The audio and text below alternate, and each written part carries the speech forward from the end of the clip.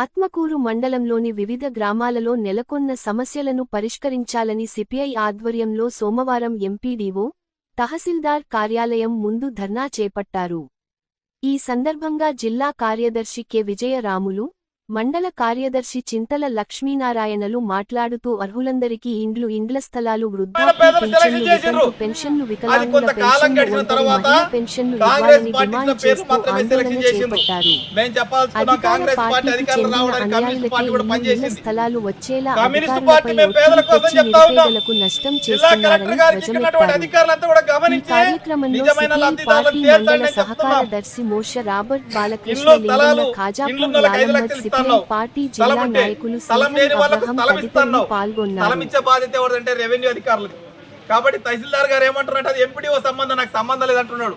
కాబట్టి తహసీల్దార్ గారికి రిక్వెస్ట్ చేస్తున్నది ఏంటంటే, గ్రామాల్లో ప్రభుత్వ భూములు ఉన్నాయి, లేకపోతే ప్రభుత్వం అర్హులైనటువంటి వాళ్లకు ప్రత్యేకంగా కొని వాళ్లకు ఇందిరమ్మ కాలనీలు కట్టండి. గతంలో ఇందిరాగాంధీ కాంగ్రెస్ అధికారులు, ఇందిరాగాంధీ ప్రధానమంత్రి ఉన్నప్పుడు చాలా ప్రాంతాల్లో ఇల్లు కట్టినరు. ఇవి కాంగ్రెస్ ఇచ్చిన హౌసింగ్ బోర్డు కాలనీలు అంటారు. ఎస్సీ కాలనీ కావచ్చు, బీసీ కాలనీ కావచ్చు. గతంలో 84, 82 ఆ ప్రాంతంలో ఇచ్చిండ్రు. ఆ తర్వాత మళ్ళీ ఏ ప్రభుత్వం వచ్చినాక ఇందిరమ్మ ఇండ్లు ఇవ్వలేదు, ఇండ్ల స్థలాలు ఇవ్వలేదు. మళ్ళీ రాజశేఖర రెడ్డి పీరియడ్లో మళ్ళీ కాంగ్రెస్ పార్టీ ఆధ్వర్యంలోనే మళ్ళీ ఇందిరమ్మ ఇండ్లని ఇచ్చారు చాలా మందికి. ఇప్పుడు ఏం చేస్తున్నారంటే, ఆ ఇండ్లు వచ్చి చాలా రోజులైంది. అప్పుడు ఇచ్చిన 50,000, ఇప్పుడు ఇచ్చిన 5 లక్షలు ఒకటే. ఇప్పుడు 5 లక్షలు పెడితే బేస్మెంట్ కూడా అయిపోతలేదు, కేవలం కూలీలకు కూడా సరిపోవటం లేదు. ఇట్లాంటి పరిస్థితుల్లో మీరు ఇచ్చే 5 లక్షలకు రకరకాల రూల్స్ పెట్టారు. ఆ రూల్స్ ప్రకారంగా, ఆ నామ్స్ ప్రకారంగా మీరు ఇచ్చిన పేర్లు లిస్టులు ఎవరు కట్టుకునే పరిస్థితులు లేరు. నిజంగా కట్టుకునే వాళ్ళకు మీరు పారదర్శకంగా మీ మోడల్ ఇంజనీరింగ్స్ ఏం చెప్పిండ్రు, ఆ ఇంజనీరింగ్లు చెప్పినట్టుగా మీరే నిర్ణయం తీసుకొని మీరే పేరు సెలెక్ట్ చేసి మీరే ఇల్లు కట్టియండి. మేము అడుగుతా ఉన్నాం కమ్యూనిస్ట్ పార్టీగా. 5 లక్షలు ఇస్తామంటే బేస్మెంట్ కట్టడానికి 5 లక్షలు అప్పు అవుతుంది. మరి ఇంకా మిగతా దానికి ఫోటో కొట్టి 1 లక్ష రూపాయలు ఇస్తారు. ఆ తర్వాత స్లాబ్ లెవెల్కి మళ్ళీ ఒక 5 లక్షలు అప్పు అవుతుంది. మొత్తం చెక్ చేసే వరకు ఇంకో 5 లక్షలు అవుతుంది. ఒక మనిషికి 10 నుంచి 15 లక్షలు అప్పులు చేసుకునే పరిస్థితి ఉంది. కాబట్టి మీరే స్వయంగా తీసుకోండి. సెలక్షన్ చేసిన పేర్లు కాంగ్రెస్లు ఇచ్చినరా, కమ్యూనిస్టులు ఇచ్చినరా, టీఆర్ఎస్లు ఇచ్చినరా, బీజేపీ వాళ్ళు ఇచ్చినరా, ఎవరు ఇచ్చినారు అనేది కాదు.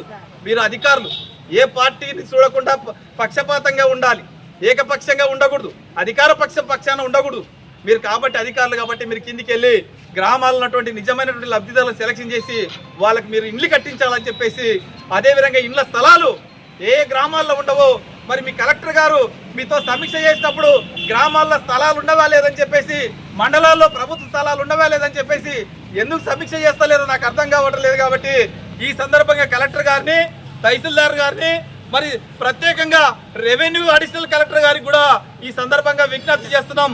కమ్యూనిస్టు పార్టీగా వనపర్తి జిల్లాలో ఉన్నటువంటి అన్ని మండలాల్లో ఈ లబ్ధిదారులను చేర్చాలని చెప్పేసి, వీళ్ళందరికీ ఇండ్ల స్థలాలు ఇవ్వాలని చెప్పేసి, అర్హులైనటువంటి వాళ్లకు పెన్షన్లు ఇవ్వాలని చెప్పేసి, వికలాంగులకు కానీ, వితంతులకు కానీ, భర్తలు చనిపోయినటువంటి వితంతులకు కానీ, మరి వృద్ధులకు కానీ, ముసలులకు కానీ, అదేవిధంగా ఒంటరి మహిళలకు కానీ గతంలో పాలకులు ఇచ్చారు.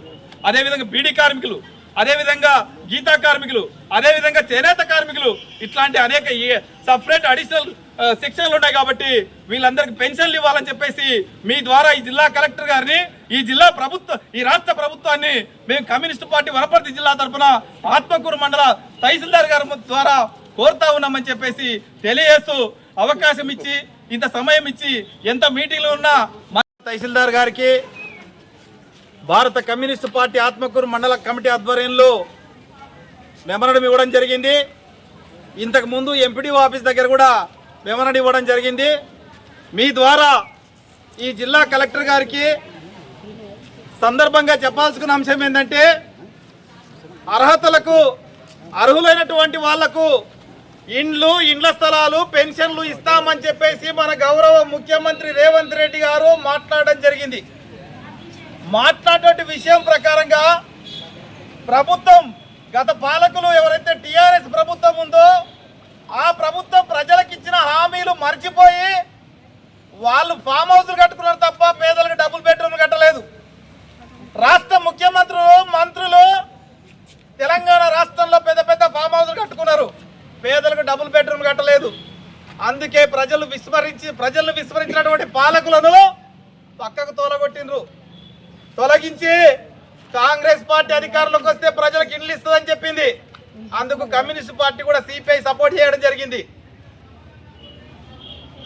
ముఖ్యమంత్రి గారు అధికారంలోకి వచ్చి 2 సంవత్సరాలుగా వస్తా ఉంది. అయ్యా నువ్వు ఇచ్చిన మాటలు మరి ఎక్కడ నడితే కమిటీలకు పరిమితమైంది.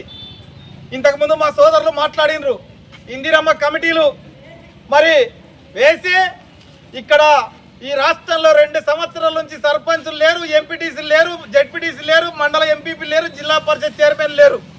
కేవలం మంత్రులు, ఎమ్మెల్యేలు, కలెక్టర్లు, అధికారులు, ఇక్కడ ఉన్నటువంటి తహసీల్దార్ గారు, అక్కడ ఉన్నటువంటి ఎంపీడీఓ గారు, గ్రామాల్లో ఉన్నటువంటి అధికారులు వీళ్ళు మాత్రమే పనిచేస్తూ ఉన్నారు. కాబట్టి మేము అధికారులకు ఒకటి చెప్పాల్సుకున్నాం. కలెక్టర్ గారి నుంచి గ్రామ పంచాయతీ కార్యదర్శి వరకు మేము చెప్పాల్సుకునేదంటే అధికార పార్టీ ఒకటి చెప్తుంది, ప్రతిపక్షం ఒకటి చెప్తుంది. ఎవరు అధికారంలో వస్తే వాళ్ళ పార్టీ వెనక ఉన్నటువంటి జెండాలు మోసిన వాళ్ళని మాత్రం ఆలోచిస్తారు తప్ప నిజమైన అర్హులను ఆలోచిస్తలేరు. కాబట్టి మీరు పారదర్శకంగా అధికారులు నిజమైన పేదలు ఉన్నటువంటి మీ ఇందిరమ్మ కమిటీ నామ్స్ ప్రకారంగా రేకులున్నా బోకులున్నవా లేకపోతే ఏముందని చెప్పేసి తేల్చకుండా కమిటీలో పేర్లు ఎట్లా సెలక్షన్ చేసిందని అడుగుతున్నాం. ఒక్కొక్క బూత్కు 50, 30 ఎవరు చెప్పిండ్రు? ఒక శాసనసభ్యులు చెప్తే ఇక్కడ ఉన్నటువంటి కాంగ్రెస్ పార్టీ మండల ప్రెసిడెంటో, కాంగ్రెస్ పార్టీ గ్రామ ప్రెసిడెంటో వాళ్ళు చెప్తే వాళ్ళ పేర్లు మాత్రమే సెలక్షన్ చేసినారు అధికారులు.